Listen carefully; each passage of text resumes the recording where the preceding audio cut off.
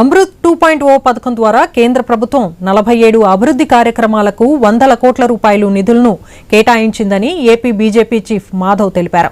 త్వరలో పనులు ప్రారంభమవుతాయని చెప్పారు. పోస్టల్ కారిడార్ అభివృద్ధి పథంలో భాగంగా కోర్టు అనుసంధానిత పరిశ్రమలను స్థాపించి యువతకు ఉపాధి కల్పించే విధంగా చర్యలు తీసుకుంటున్నామని పేర్కొన్నారు. రాష్ట్రంలో కూటమి ప్రభుత్వం కత్తిపూడి నుంచి బాపట్ల వరకు జాతీయ రహదారి నిర్మాణానికి డిపిఆర్ రూపొందించి కేంద్రానికి అందించడం జరిగిందని చెప్పారు.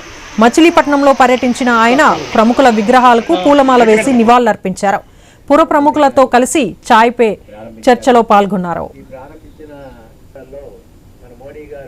మన నగరాభివృద్ధి సంబంధించి అమృత్ 2.0లో సుమారు 47 ప్రాజెక్ట్స్ ఓన్లీ మచిలీపట్నం టౌన్ సంబంధించి తీసుకోవడం జరిగింది. దాంట్లో యూజీడీ కూడా ఉంది. అలాగే అనేక ఎలక్ట్రికల్ పోల్ సంబంధించిన మిగతా డ్రైన్ సంబంధించిన పనులన్నీ ఉన్నాయి.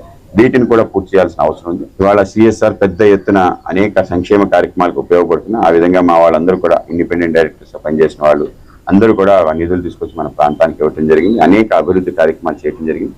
నిధులు కేంద్రం రాష్ట్రానికి సమర్పించే విధంగా ఒక ప్రయత్నం తప్పనిసరిగా జరుగుతుంది.